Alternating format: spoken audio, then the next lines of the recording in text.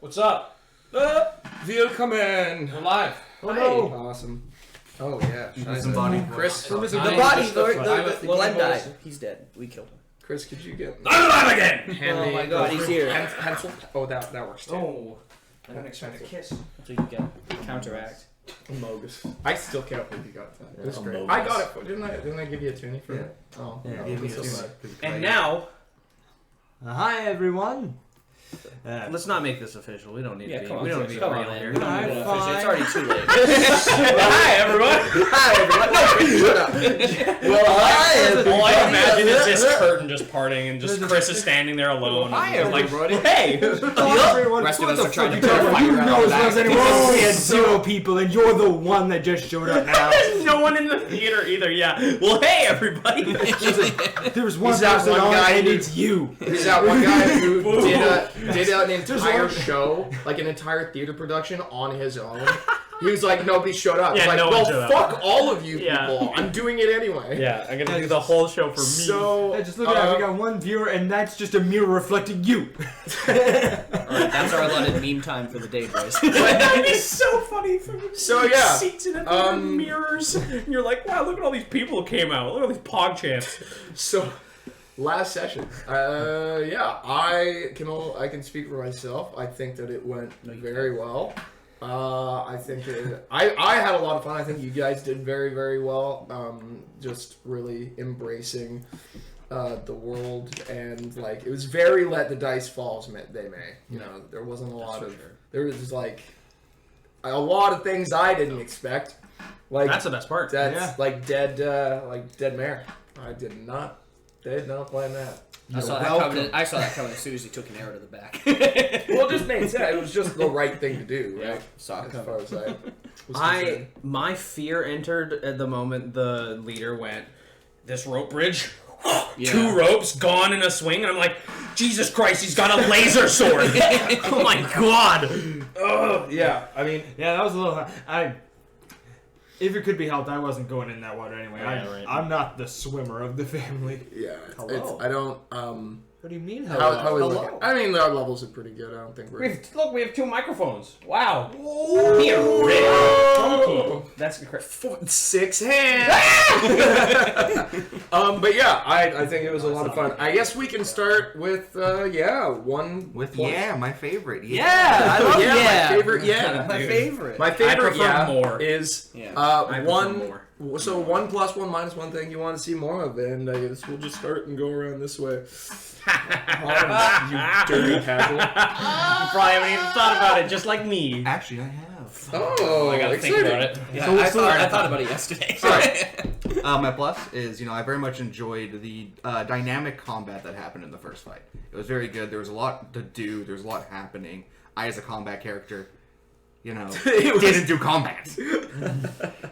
I still thought it was fun. Yeah.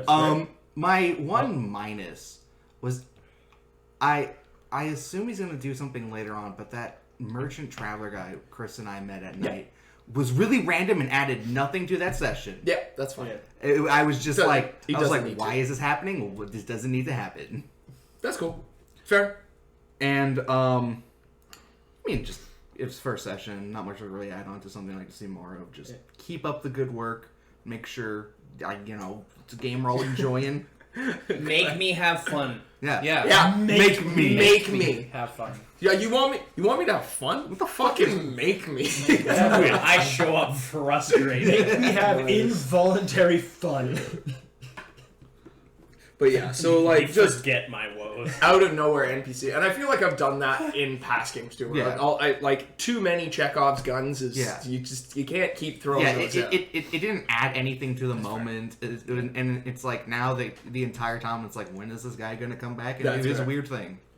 Maybe he I never think it's like, I don't know, I think that's one of Yeah, those my things that, like, favorite. if you do it a lot, He's it's dead bad. in a If you do it bush. once, it's fine. Because then that's like, oh, he might come up next game. Yes. That's Yeah. totally cool. But But if he this does is it something- every game, I something know. Seth does I know, all he the does it a lot. That's It is okay. that. As long as this is the one time for a while, it's totally cool. Totally fair. Yeah. Yeah, but sweet, Glenn.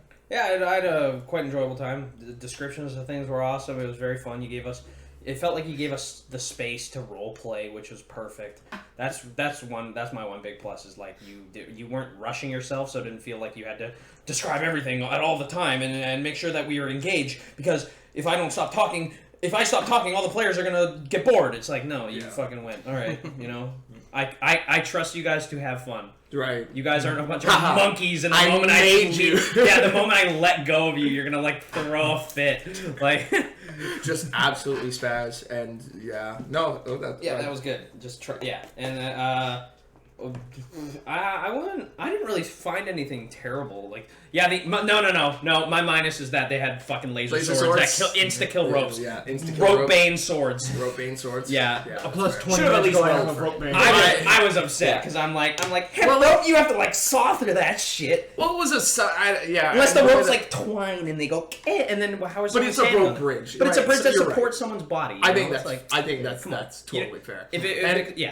And We like, should have just rolled for it. I think that's that would have just solved it. the problem. And I was thinking like, it's a sunder. It's a rope that's not moving anywhere. And, he's gonna hit it easy, but it's for like, sure. But yeah, I mean, Effectively roll to make swing sure he it. does enough Yeah, damage totally. and not, And one rope per turn. Yeah, that makes sense. And I had two guys. I had two guys on that side. There was no. it took me out stretch because of it the wasn't imagination. realistic. Okay, that I'll take that L. Maybe I'll just take make that him L have a action. magic sword. Then I will laser stop swords. caring. Because then I won't go, oh, it's not realistic. I'll go, oh, it's magic, and I'll be like, what the Laser fuck sword beats everything. Yeah, just give him a vorpal blade, and I'll be like, okay, Totally. that makes sense. It's going through a fucking killed rope. Especially like well, I the way always the book image. does it is damage. So like if he's swinging for 2 ropes, he has to do 4 damage. Well, that's you totally. So if he makes only sense. does 3, he only hits 1.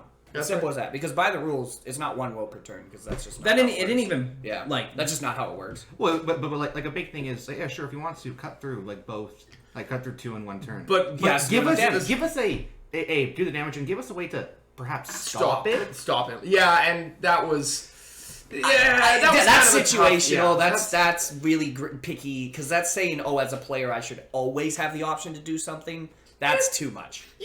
There should be once in a while, maybe a player like he was. How far away from all of us? I think this is a bad.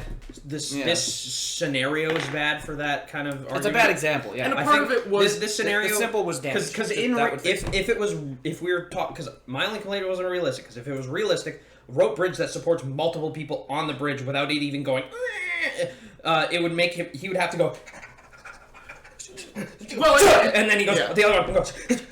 I mean, you could cut a rope with an axe too. It just depends how you cut it. But Or- it's more the fact that but you can't he just didn't go. do anything. He just went bloop for free, Yeah, right? yeah. He didn't Fair, roll fair, damage. fair. He didn't do all that. and He didn't roll a d20. Exactly. The time that it would take him to cut that rope would give us a chance to react, right? Yeah, right. Instead of the whole bridge is going, and then the other guy runs across from the other side and goes, bridge gone. Yeah, And let it's it- like, let it be a little bit more. Totally. Yeah, it definitely went too fast for that scenario. That's it just took a setting that made sense in real life to be like, okay, we're on a rope bridge. It's gonna take a second. If he cuts even one of these ropes, sure, it takes like a full round to cut the rope, but then it goes like, poof, and everyone falls in the water because one of the 4 pegs is gone. Yeah, that's exactly. still huge. Yeah. Instead, he even went one rope. Wah! And it's like holy shit! Yeah, and I'm already on the bridge. I'm like, oh, I did not whoa. Totally. Yeah. Should I expect ropes in the future to be like weak as shit? Like it just put a perception in my head that like, okay, maybe I shouldn't trust ropes anymore. Like clearly fair. ropes in this world don't make sense, and I'm like, yeah. Maybe I should drop my 50 feet of rope for 50 feet of twine. Yeah, same. Or just get same thing. steel. Yeah, like a steel chain. Yeah, so that's That's just it. definitely Just like finding the realism a little bit. totally. Yeah, and that was- Or not if that's the point. No, it was definitely just a miscalculation. I think you were right on this is a bad example, right? It's just a bad example Yeah. of the situation. Just simply roll the dice. That's it. Opposed to don't roll dice, roll dice. I think that's the solution. I mean, there. I think that's always Because then if you roll too low, oh no, he didn't do it. But if you roll super high, it's like, wow, shit, of course Yeah, he and did you it. see him. Yeah. Like, you see him Totally. like Yeah, rippling arm, and it's like. In general, if as as a in- DM, you shouldn't you remove play the that dice in a calculations. situation where you should use them. Like, if you have to remove them, definitely. But if you shouldn't, don't do that. Because that makes players feel like you're It's screwing like them over. it's kind of like the scenario with.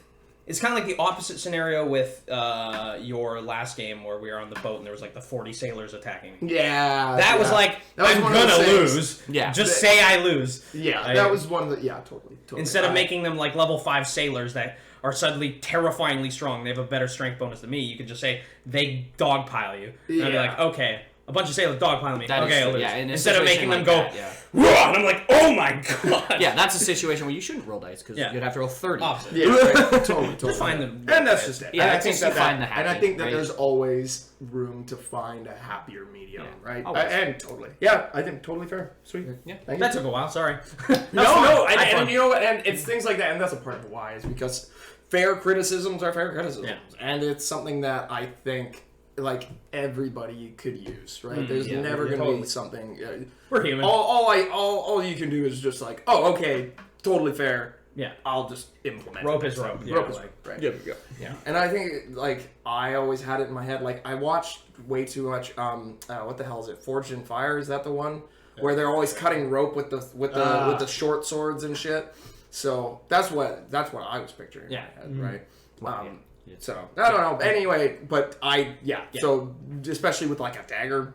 Yeah. Oh, yeah, Makes sense. definitely not a dagger. Totally. But it's by the book. Just right. roll your So, dice, right? oh, yeah, You yeah. roll your dice, it solves it all. Yeah. Chris, 1 plus or minus. Oh, right, he didn't say something he wanted to see more. Oh yeah, yeah, just yeah, leave yeah, it yeah. on. We went on the minus.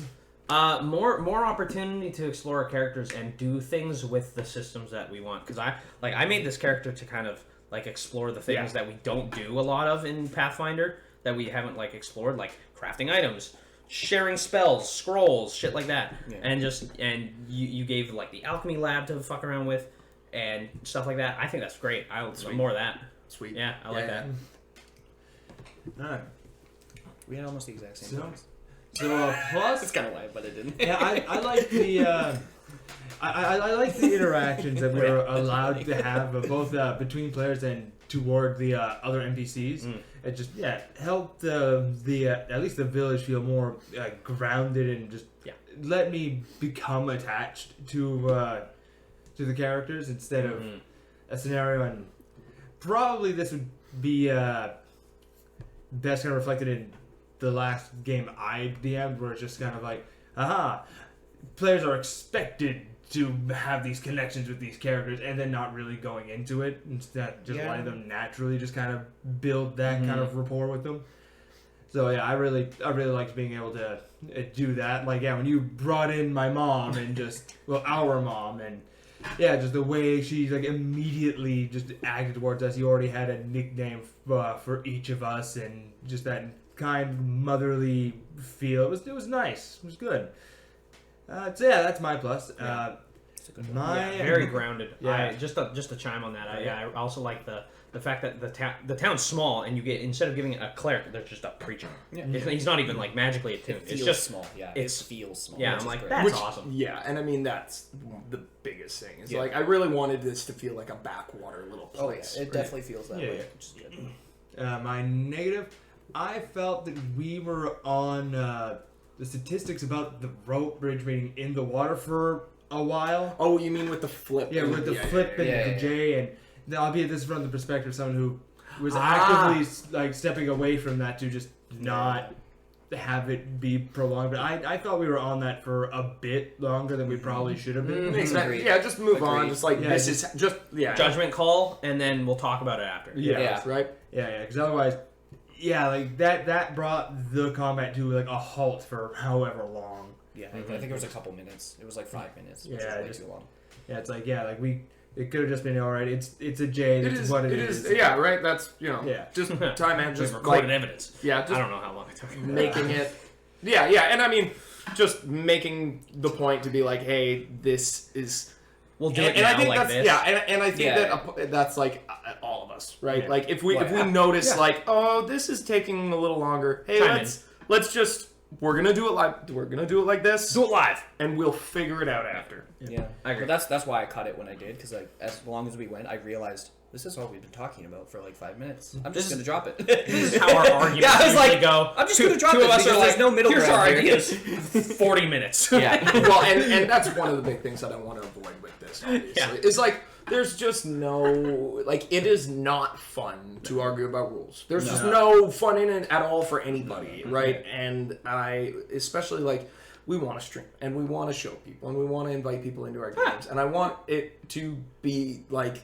I want our games to be the best of what we have to offer in games, and I think that we do. I think that it's a very fun experience. I think we all play characters very well. I think that we all have that awesome desire to be in a world, and it just gets bogged down, and it's not worth arguing. Exactly, It's especially like- with combat having its flow, its ebb and flow. You kind of want to be in it. You don't want to be pulled out because of a ruling or an argument. The rulings can be quick. It's the Yeah, arguments. rulings are easy to make quick. Yeah. You just go, let yes, it go. no. Simple as that. And it can make the next half of the game just kind of like... Yeah, it can bog down. It's the game weird, really right? quick. And it changes pace. Yeah. So, but yeah, fair. Something I want to see more of. I'd like more maps. Like, I really like getting that map and just giving everyone the opportunity to see and kind of figure out where it was to, how far things were. I thought that was a really cool. Like, we can only speculate what that X is about. So that just added another kind of level to things that I really enjoyed, and I'd like to see more of in future games. Sweet. Very fair. Okay. Yeah.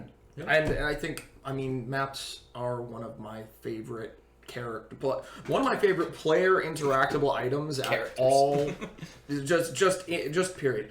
Because what it lets you do is it lets you as a DM, like, if you give it to your players will sit there and talk about it, and you can just quietly take notes, and so long as you're not telling them everything about what's on map, unless they ask the question, then you can you don't know what that is. Oh, you can roll a knowledge check. You can roll a knowledge geography or a knowledge nature or local or whatever it is, and go, okay, yeah, this is actually here, or this is, there's actually something that's missing on this map. There's a dragon den here that you're supposed to disappear or run away from, right? Like, just fun stuff, right? There's so much you can do, and Good cheat sheet too, to be like, right. I don't really have a lot planned. I have 2 things planned, and you hand them the map, and then you leave with 8 ideas. things. Yeah. Because they said things, and you went, Yeah. yes, that is now what it's for. yeah, right. You just never know.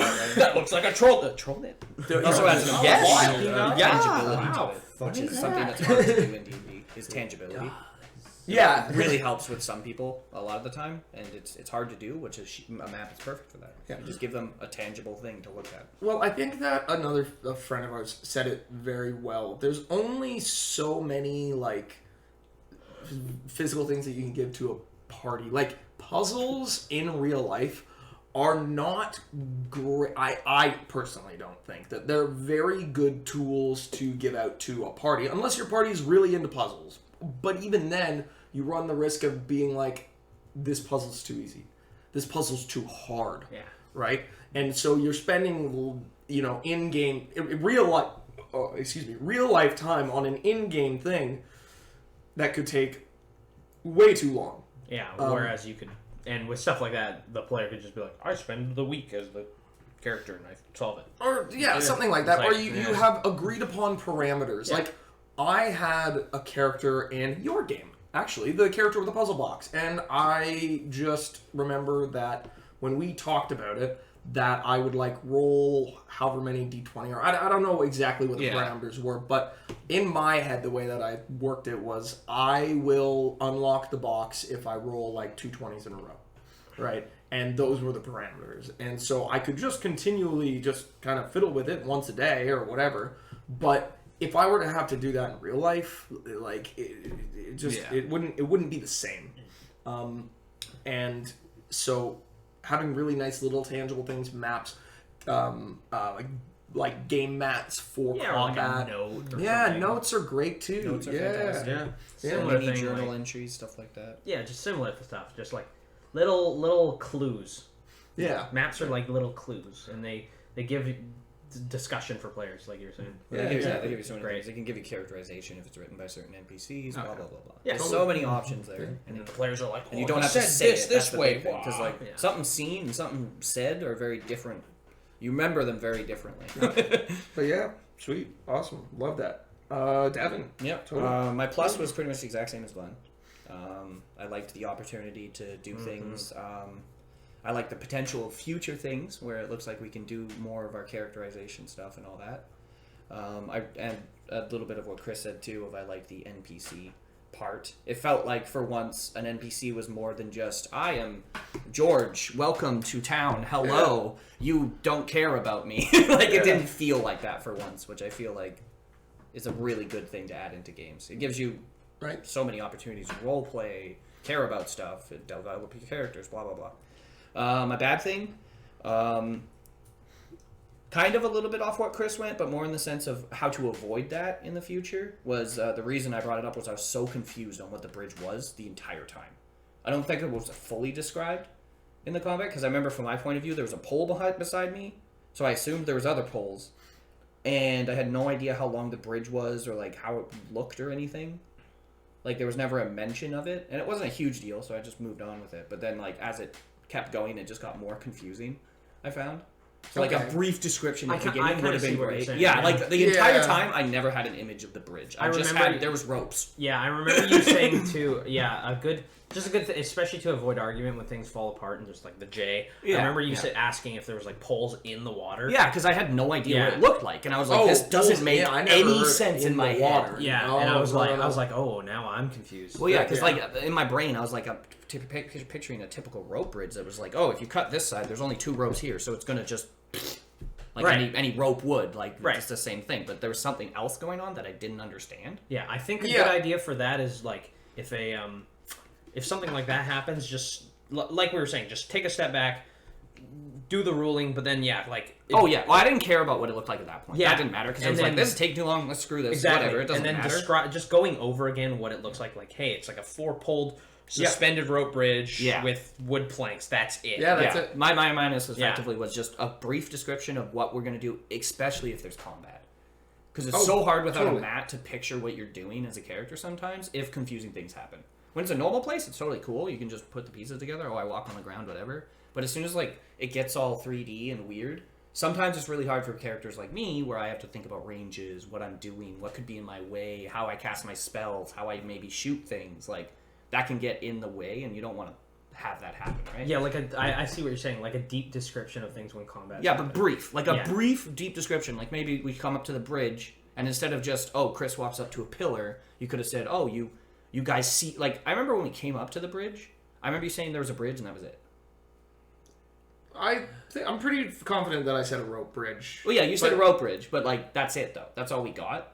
There was no, like, minor, like, a little, like, you come up to a 30-foot-long rope bridge, or you come up to a rope bridge. Oh, okay, yeah, just adding some more just dimensions. Just a tiny little dimension. Yeah, I'm not asking for, like, a paragraph, because that's ridiculous, but just, like... Because for me as a mage, I had no idea what I could do with my magic the entire fight. I think, I think I see what you're saying, because, like, when you look at a map with a map on it, right, you have... If you have pretty much have the dimensions to look at, right? I think just describing things range wise would be good. Yeah, just if there's combat happening, because I think I had a similar problem, but it didn't affect me at all with the depth of the water, because I'm like, oh, it's a river, and it's like 10 feet till you hit the water, right? The ledge, and then it's the water, and I'm like, okay, and then there's probably like 5 feet of water and rocks. And then when he got in it, it was 20 feet deep. And I'm like, holy shit, that's 30 feet deep and just a square. What the fuck? What kind of river is that? I remember you briefly explained that it was very busy, which was good. But I think if you went like, oh, it looks like a very overfilled river or something small like that. Yeah. And then it's like, that river's deep.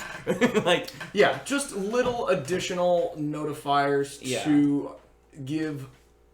Effectively to give clarity. Yeah, clarity, logical information. Just little things. Yeah, just if it's not a big deal. Just if it's something that we're going to be interacting with. Exactly. Maybe. Like oh, you're about to fall in the water. You see that it's like it's a deep, like, rushing river. Yeah, and it's oh shit, maybe I shouldn't fall in that. Instead of it's a river. And it's like, okay, oh, it's 20 feet deep. Yeah, I'm going to drown in here. This is a raging river. Yes. It also might change what people do, because it's like, oh, I'm over a 5-foot deep river. This ain't no I'm over a 20-foot deep river. I don't want to die. I don't want to go into that. Yeah, maybe somebody won't do something or will do something, you know. So and that's definitely I think it's just one of those things that I think is totally. And I will. I think it just got spun up in the argument. Totally. Yeah. Well, exactly. I just I think it's good to avoid them. So instead, Totally. just add less confusion effective, because there's always going to be a little bit, right? Yeah. But Which goes back to part of it is theater of the mind, right? Yeah, Everybody will have their own individual interpretation of what it is that somebody's saying, and that's. I mean, yeah, I will definitely be thinking a lot more about that over. It just goes back to the make the ruling, because then we're not arguing for like 40 minutes. Yeah. And like we said, if we argue, we get pulled out of the combat. Exactly. And then things just start going, right? You just start seeing different things. If you're in the flow, everything makes sense. That's just it, right? right? Once you leave the It's flow of all combat, clear. it's like then you get Yeah. confused. get confused. Because descriptions get changed. Yes. Well, and and It's not even purposeful. purposely. Yeah, No, it totally, just happens. totally know what you're talking about, right? That is the other thing And as also soon as about. Sorry, not to interrupt. Go on. But if you prep combat, then you generally know these things prehand, like just for yourself. Yeah, I had it prepped. I Okay. had that Yeah, okay. all sorted out. Yeah, but it just didn't come across enough. I think that time. Okay. Not that I was a think it big deal, because I didn't think it was. I think combat. I think we just got caught up in the argument. Of No, Yeah, I'm just saying the I think little so. bridge moment was confusing. That's all. The rest of Yeah, it was great. I think it got confusing because we were arguing about it for. I think so too. Maybe. But yeah, so one thing you want to see more of. The one thing I definitely want to see more of is kind of my first point of just opportunities to interact with NPCs who matter and role playing and like adventuring outside of adventuring.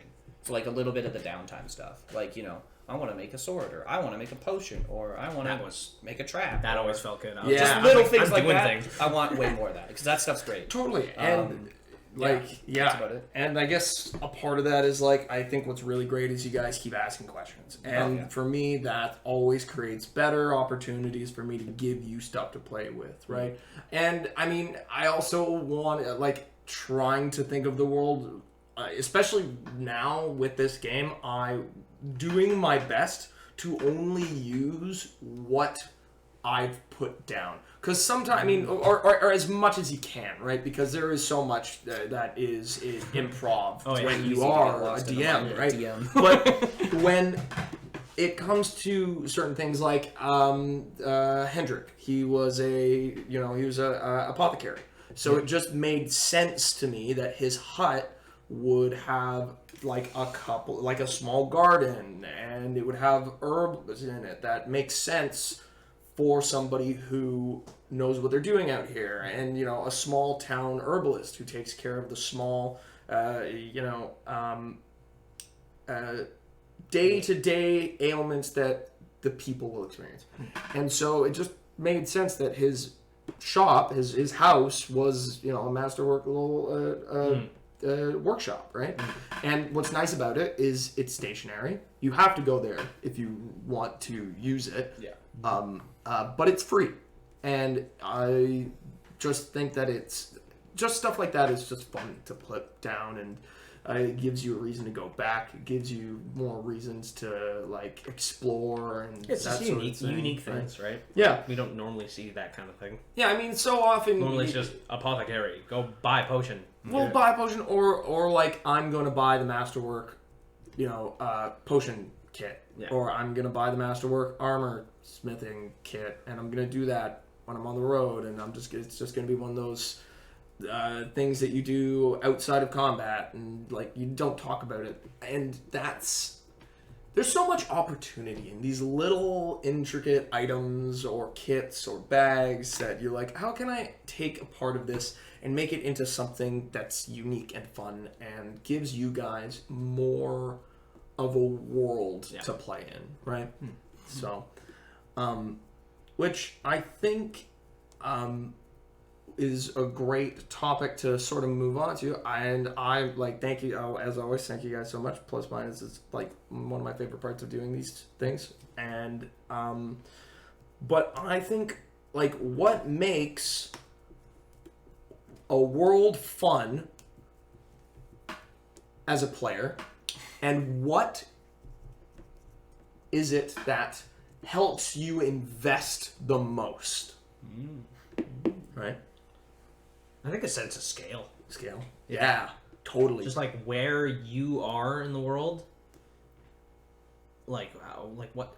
Just as a good example, what level you are, kind of matches the world and the effects of things, right? Like if you're low level, really you're helping people with simple things, doing small stuff, but it still affects things, right? Like it's not like it's fruitless. And it should, right? Yeah. Like by the base of like playing a game, it's about you, right? Like a DM isn't making. I mean, typically a DM isn't making, or a good DM shouldn't be making a game, right? That should be a book. Like you just like if you're going in there going, look at all this stuff I made. Go look at this thing. Go to this place, and it's like, holy shit! Just let me. Maybe I want to go over here. I haven't done anything over there. I'm gonna freak out. Yeah, like, it's like okay. Well, like it's for you guys. So everything that happens, for the most part, should be affected by you, or by the players. Yeah, of course. yeah, like a back and forth. It's just like D&D's like a game of tennis, right? Totally. Oh, yeah, 100%. Except you're not trying to win you're just trying. It's a game of pass. It is more of a game of Hey pass. son, did you win? Yeah, Dad. Bruised and You beaten. pass the DM, you pass the It's just how much of a rally can you get? Yeah, Yeah. yeah. So I think things like that. I feel those are my favorite moments. Is when when you affect things, and when there's opportunity to reach out and affect more things, and you like when mysteries expand and the scale increases is what my favorite moments. When you notice when you're suddenly like, oh shit, this guy's connected to that. Oh, and it's like the Increases scale goes, and you're like, oh fuck, okay, the world's a bit bigger than I thought, right? Instead of starting in this giant scale, and you're just like, I don't know where to start. Yeah, what's fucking happening? okay? Yeah. I'm just gonna sit here. Yeah. Shit. But I think that's another one of those back and forths, and it's Yeah. and I mean the world is built together, honestly, and I don't know. I think that we all, funny enough, I think that we come from a very unique perspective in that all of us have DM'd games, where there are groups where there are people who have played the game Forever for DMs. years who have never DM'd. They just don't. They have no interest. It's not their thing, and that's totally cool. So different. But you get a sense of what you need. I think what you get is a respect for what a DM needs to do and the work that can and should be put in, right? Like, because you can just go off the cuff all the time, which I mean, it makes for fun, Some weird games. some kind of weird games, but you can do it, right? But when you get those nice, rich little moments like where you can really feel that, oh, this was put here on purpose. Mm-hmm. Oh, that's really cool. Okay, so that's what this is. That's what's happening here. That really elevates a game to like good world building for me, and that's great immersion, right? Is when you feel like something's really been put there for you. Yeah, and I mean, like, you've mostly done modules for like. How do you find running modules? Because you've also done. We did the Ruby game long ago, but eons ago. yeah, God, it's been a long time. But how do you find it helps running in modules? Because I've never actually run a module. That's one thing I've never done.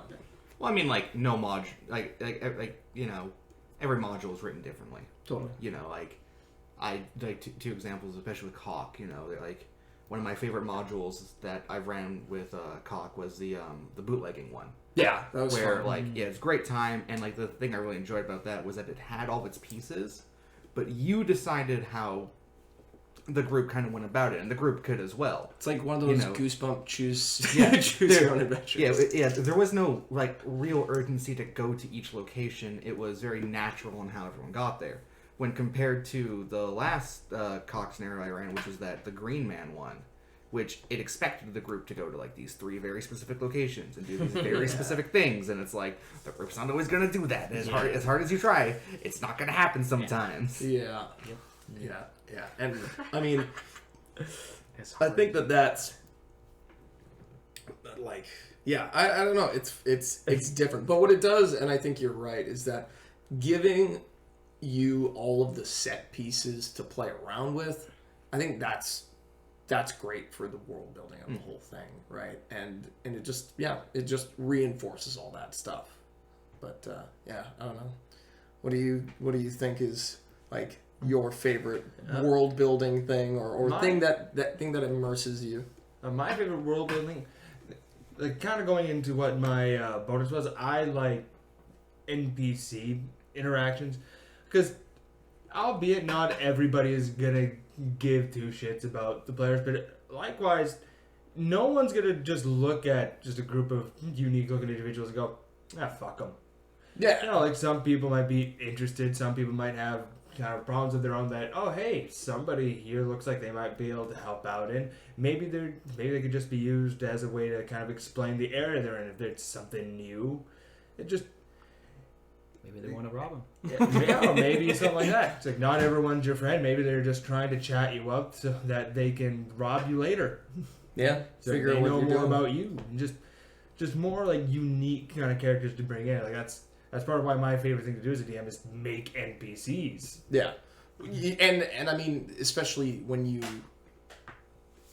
you do such a great thing of like making all of you, because I don't know how many NPCs did you have for the year and a half, like oh god, 70 or like I filled out an entire like fucking booklet just front to back, and it was just all just different NPCs, and especially the boss, like boss ones. I had like 20 different boss characters, Holy including shit. It's like that was including all of the ones that the PCs kind of had in their backstories for that purpose. Then I had my own kind of made ones for end game, and that at least we know that. And about midway into the game, I had to drastically level up because I was just because we were gonking them. No, it was because I was given one that I made out of spite, and I enjoyed it and decided this will be it. He's 15 levels above what. Yeah. Oh, so everything's got to be upscaled. We still gonked them. Got him. Oh yeah.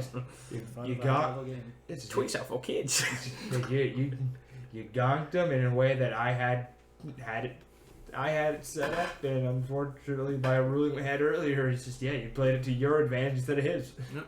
And I think a part of that is like meaningful NPCs, and obviously not every NPC that you design is going to be taken in by the Sometimes group. you don't even use most them. of like- the character, most of the NPCs. Sorry. Yeah, exactly. In the year and a half game, there's supposed to be a whole sect of people who were just against magic. Period, and there were 3 separate occasions where I thought, okay, this is the time to introduce them, and then either something huge and drastic would happen that would just kind of take them out of it, or they would just move on somewhere else, and just got to a point where I thought, they're just an extra thing anyway. I don't need to worry about this.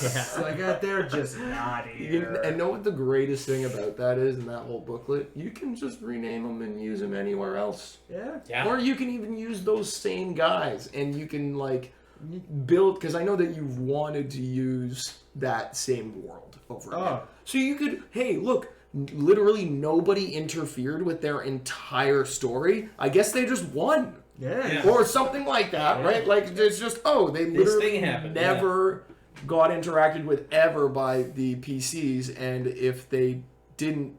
So what happens if we didn't do anything to them? Yeah. In the logical storyline, it's they must win, in theory, right? Nothing opposed to them, yeah. Right? So... Yeah, unless something that the players did oppose them. Yeah. Well, that's... indirectly. Right? Yeah. But then why... But then, it would be... But then why? Then it's just because you still want them to be interacted with, right? And so why make it so that that they lost? Yeah, exactly. And Right. and you could use that as a whole nother story, right? If the players made the good kingdom and it defended the people, it's okay, the evil robbers who are super low level that were just supposed to attack you on the road and steal some of your stuff, now they can't rob anymore because now there's patrols of guards everywhere. So maybe they move. Maybe they get better armaments. Maybe they just become better and they become elite, and now they're terrifying. And it's just gives you more opportunities. Yeah. As long as you use them rightly. It all comes down to just use what you got. Yeah. Use them. This is a big thing. Has them. If you introduce an NPC, you know, they don't have to be important, but just use them. Yeah, that's a big thing. Yeah, not as a And let passing. your NPCs die sometimes. That's a big one. Oh, yeah, they have to die. Let your players die They sometimes. Have to die. Don't look at Yes, that is very true. Let your players die sometimes. Yeah, they have to die. Death has to be an They don't actual have, penance. just if They don't have to. like no, that's but- why as a DM, because I know it's a contentious topic, especially online. Oh, there are for some sure. people who are fucking will go crazy about player deaths. Like they will not have it, right? Really? My- I didn't yeah. know that. Oh, totally. What? Well, you know the Some culture people- now. Okay, and yeah, you're like, come on. yeah. Some people don't So Makes sense. my whole thing about player deaths is it should be a dialogue between the DM and the player. When the character comes to the death's door, it should be a discussion. It's like, how do you as the player want to Wanna approach die, this death? yeah. Do you not want to die? Are you really like this character? We'll find a way to make it work because I'm running a fucking game as a DM who commands gods. I can help you here. Yeah, we can You know, work I want you to have something fun. I'm not here to go fuck your character, make a new one. Yeah, right. right. Like, That's a if great you point. want to play your character, man, and you're having fun, Yeah. power to Maybe you. that's something important, but Yeah. also don't forget, sometimes it just happens. And that's Sometimes you're in a combat and you get hit by a big thing and you're like, well, that's part of the discussion, right? It's like if your character dies, right? And you as the player go, oh, that hurts. Like, oh no, my character's dead. But then you take that minute and you're like, that's so cool. Like, Yeah. that they died like that. Awesome. That was an awesome death. It left an impact. All the other players are like, oh, I miss him, right? And you're like, I don't want to bring him back. That would ruin the whole, right? right. So it's a discussion I think you should have between the two. Death can be awesome, I think. Death is like... We've had Well, it can be. We've had some bad deaths. Oh, totally. We've had. I mean, More than good ones, We've been probably. playing. We've been playing Dungeons and Dragons for a long time. We've had some bad deaths. Yeah. I was waiting for people to start looking my way on that one. Yeah, That's a bad death. You're hit and miss because I mean, in the year and a half game, you had some. There were really some good great deaths in there. well, that's the other thing, though. Not every death's going to be amazing. Yeah. And Rip that's Sour. just how it works. And that's the thing that I realized that as a DM I kind of struggle with is that when a player dies, like, to me it's like, oh, okay, yeah, they're dead. Moving on. Well, yeah, you shouldn't ignore your players if that's- they're trying to communicate to you. Yeah, That's the thing. Like, yeah, like the player deaths in the year and a half game, like when you guys all died in the when we actually did the Tears at Bitter Manor section, because we did that. Oh boy. And I yeah, remember that. Ever. And Yikes. you Play that module. yeah, like of the I think 6 of you, 4 Four died Yeah, I in the same encounter. Yeah, I didn't really have much intention to go back, and then just one of you just kind of went, I'm going to like pray to my God, because like how could That they was, just let this Seb. happen? Yep. And yeah, I said, okay, you know what? We're gonna roll for this. And he's like, okay. And yeah, they see your plea, and yeah, they give you 1. And yeah, just everyone got resurrected. It's like, okay, it wasn't meaningless death now. Just they're brought back. Yeah. Well, TPKs are their own creature, though. Yeah. And I mean, also like giving the like I think one of the worst examples, at least I don't want to say worst, but a good example of a bad death is the off-screen death that you kind of had happen. yeah. You son of a Off-screen bitch. deaths are always That's Son of a hard. Just, you're gonna die. piece of shit. Bye-bye. But I'll never forgive you. Yeah. but just There's Like, an even if the off-screen player death. does something to People get thought, themselves killed, you still gotta give them something, right? so, and that's where you can open up so sort of talking about like if you What do you don't. mean? There was a dialogue. I said he dead. You didn't say I died. combat. You know what you said? You said, well, and then you went on for the rest of the fight. You liar. Accurate. I remember. What do you mean? Afterwards, I said he died. Got eaten by spiders. Yeah, afterwards. Yeah. After the combat, after I sat there for 30 minutes going, Yeah, boulders fell on him and he died. That's crazy. like, Wow, that that's sucks. sad. That's in that spider web and that pirate, that pirate ship thing. Yeah, rocks fell. Could you believe it? Actually, an idea that I remember I came across once is if somebody has a death that feels empty, you could always, as a DM, just give them the one final act. Just a little surprise, little fun thing, because, you know, they're going to die. You're not going to be able to fix that. But maybe they kill everything in the room, or they kill an enemy, or they help a friend, or protect a teammate, or just anything cool to give them something more than just, you're dead. Moving on. That's why I think the discussion is so good. Because, like, death shouldn't be a failure. I think failure is a thing that players should come across for sure. But I don't think it should be a done. Be all and all. Because D&D shouldn't be a done, right? You fucked up, done, right? No, no chances, nothing. Because D&D, the entirety of D&D is a discussion, right? Yeah. Players give an idea, DM gives an idea, players give an idea.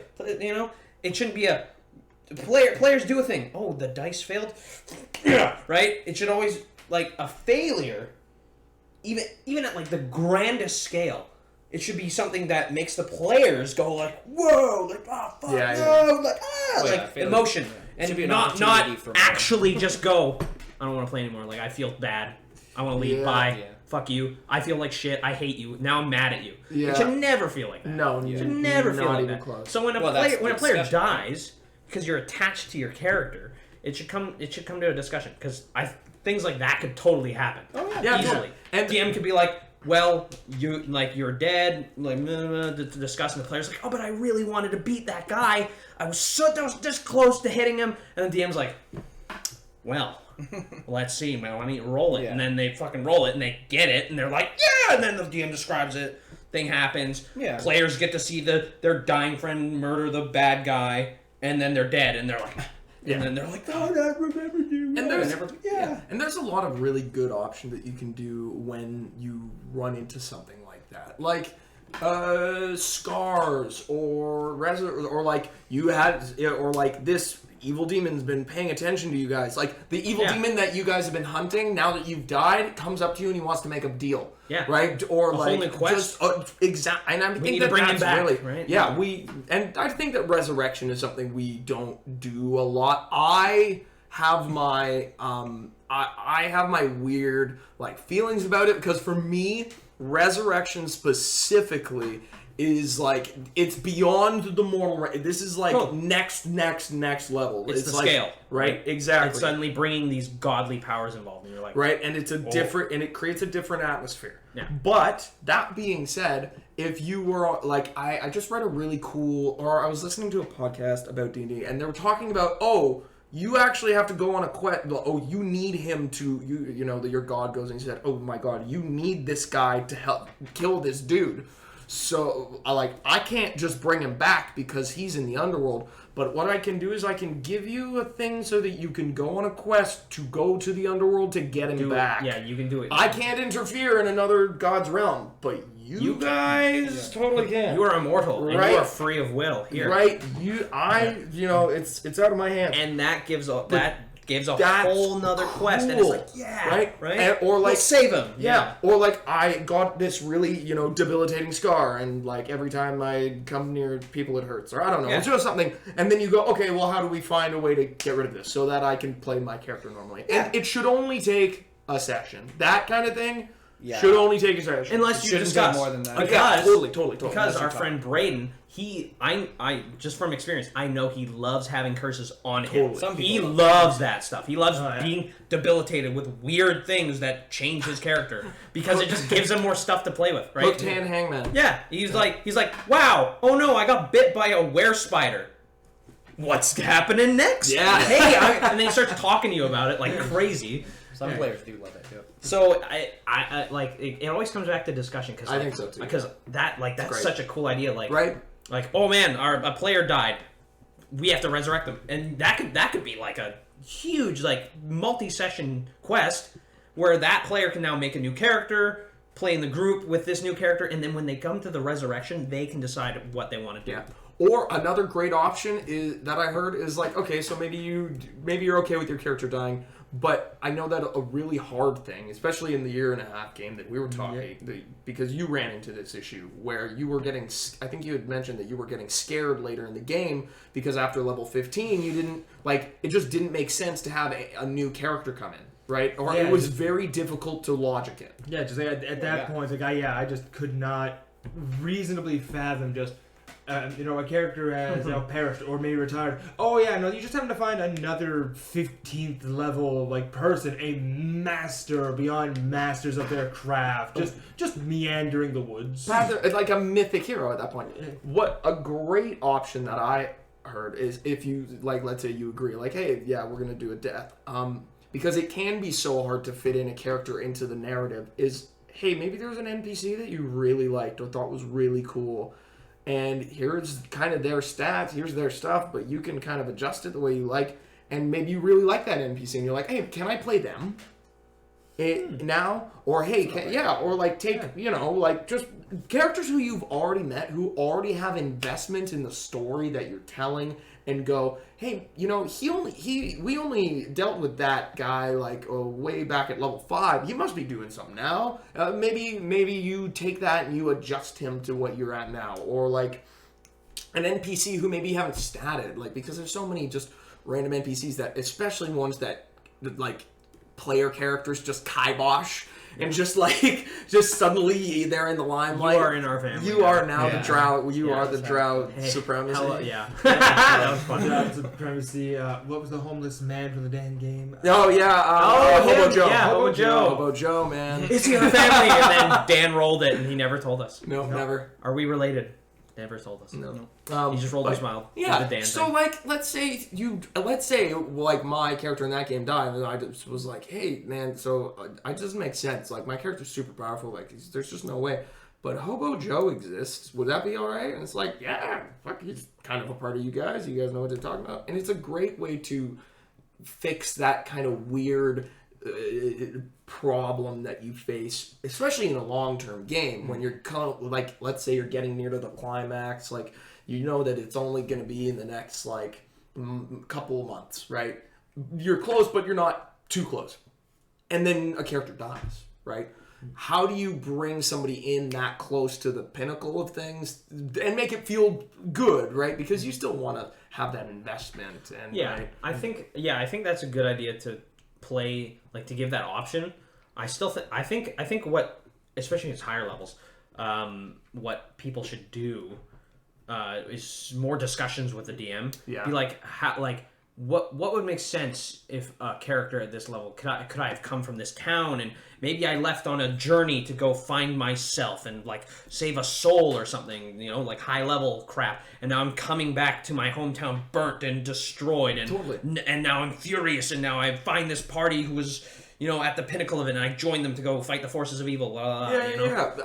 Just find ways to integrate your character more, I think, is a good idea, because if you want to be invested, I think you have to want to be invested. Oh, yeah. Totally. That's the other thing. Yeah. And I mean, a big thing is as much as some DMs hate it, resurrection, reincarnation, they're a big part of the game. Oh, and it's really easy to make them interesting. The whole mentality of you can't resurrect your characters is a bad mentality in my mind. Oh, yeah. I don't like the idea of any DM going, I don't like this, so I'm going to remove it from my game. If you don't have a good reason to get it out of the world, don't do it, because players don't like that, right? Yeah, if it's a part and they're of the so game, easy to make it cool. It's so easy. Yeah. If you're gonna remove something like resurrection, you should talk to the players before you do it. Of course, and that has to be known. And you either want to make it you want to make it either make it a challenge. There's a reason for it. It's a challenge. And make it part of the story. Why maybe just make the players ask, why is resurrection not a thing? Maybe have the NPCs be we can't use our spell, or we haven't done it for thousands of years because of a taboo. Thing. We can't because one time we did it, it brought them back as an abomination, stuff like that. It could be any number of things. It's so easy. And I mean, high-level characters should not come in big groups. You shouldn't have a bunch of high-level characters in your game. Yeah. I mean, NPCs, not characters. Yeah. You shouldn't have an unjustified level 12 fighter in a town. He has to have a reason to do that. Because level 10 plus, you're a legend. Yeah, and one thing I found super useful for a lot of this, just theory crafting, thinking about stuff like that, is that Pathfinder game, Pathfinder Kingmaker. Playing that made me think so much about stories, because it's so well written. It's so well written. It's amazing, and it makes me realize sense of scale.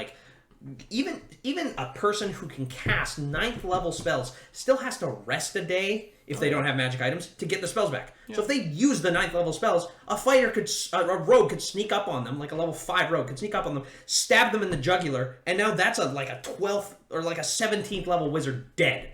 Just murdered. Yeah. And now their soul cascades off, and the gods go, what the fuck? Oh, shit! Yeah, and this rogue's just like, yeah, what's up? Yeah, what's right? up, boy? And like, Who was that guy? yeah, like, I killed this man for free. Yeah, you're like still mortal. And like, I do it for the love of the game. I'm a player. I'm a player. I'm gonna be real. It's just a prank, bro. There's a camera right over there. Blood all over his The guards right. This is a prank. The camera's Yeah. over.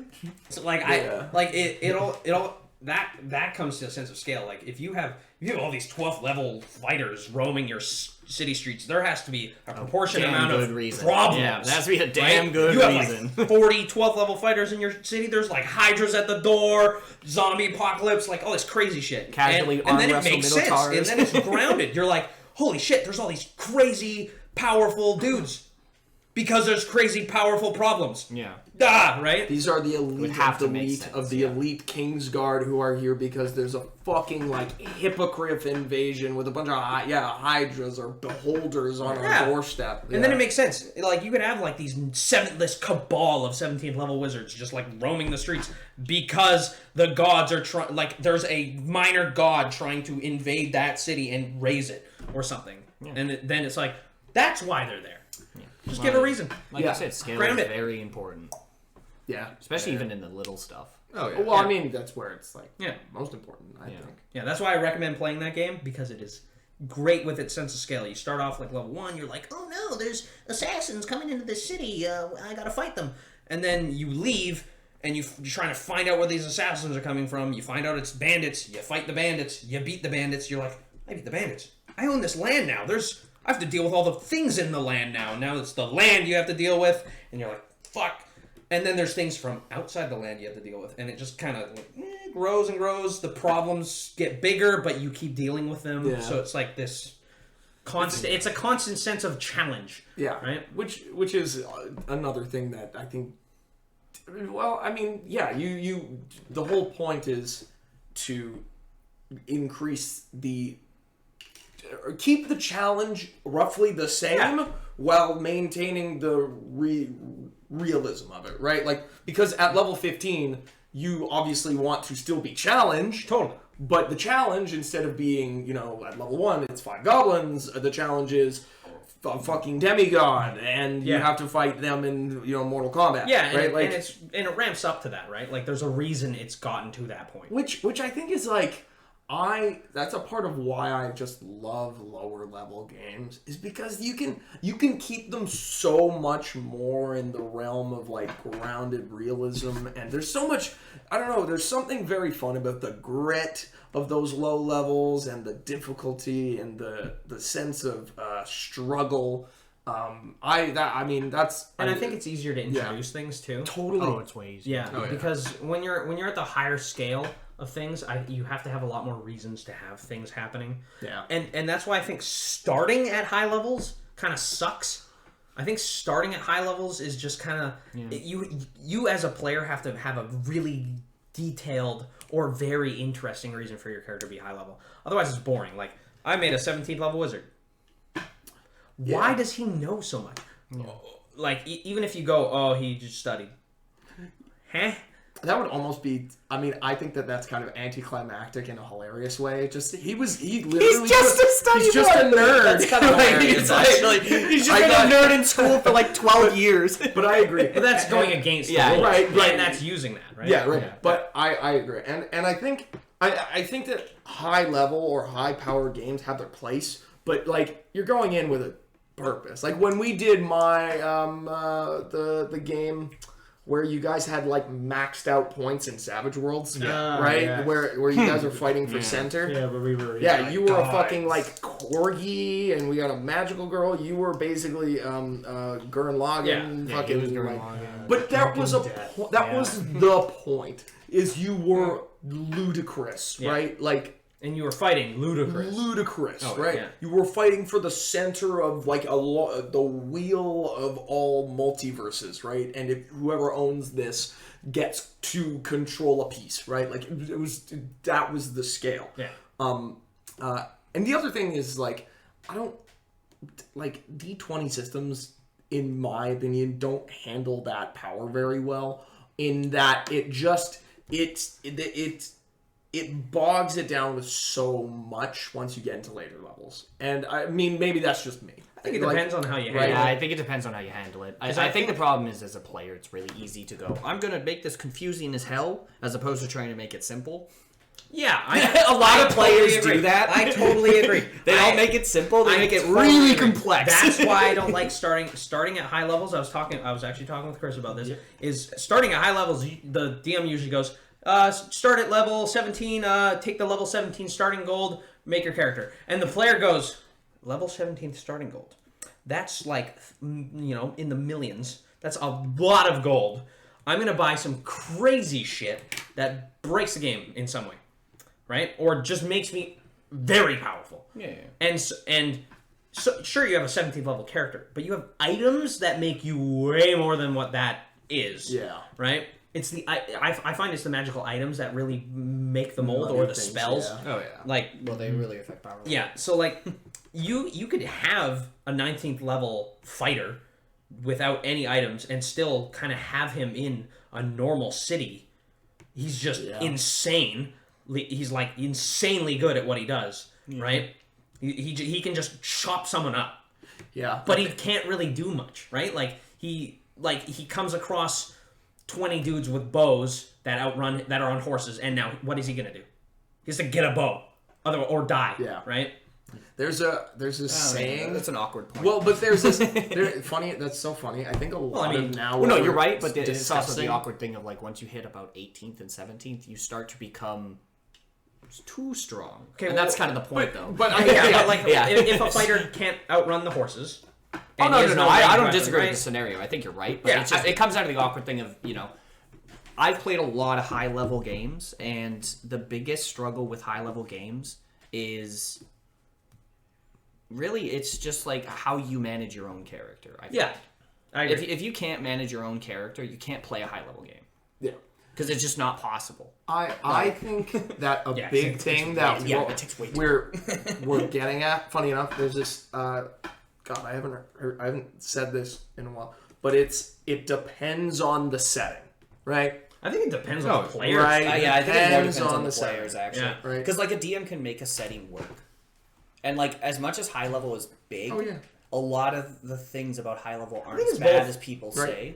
Like, a lot of people say, oh, high level's so powerful you can't play it. And that's not true. Well, yeah, It's very playable. Definitely didn't. Yeah. Yeah. No, I'm not saying Yeah, you yeah, say yeah. that. I'm saying Yeah, people yeah, say yeah. that. I've Yeah. read Especially that now online. that we know how Yeah. secondaries and things work. Yeah, now Thank that we're God. not our My God. just home rule. Just for clarity, when we used to play D&D, we thought secondaries just meant a whole nother turn.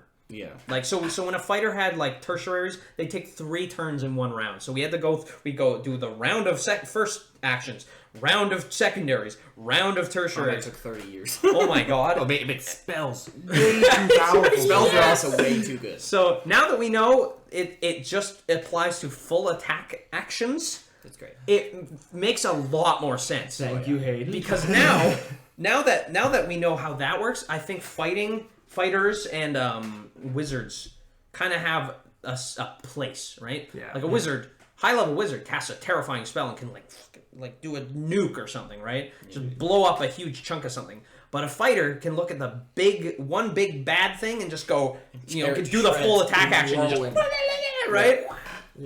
And it fits. Yeah. I find. I think it fits, and that's kind of why I think things like that work, like the Gandalf in the Hobbit town. Oh, you can yeah. have this huge, terrifying wizard, but he don't want to blow up everybody. He's Yeah, not he's there not- to he's not kill carrying, hobbits. like, That's just the that is- super god tier. Yeah, and he's not there to That's what expend his Sauron's power. there for, or Yeah. Saruman. Yeah, and he's not there to expend his power. And when he sees the ring wraiths, he's not looking at the ring wraiths in the Hobbit town alone by themselves and going, "I'm going to cast meteors," right?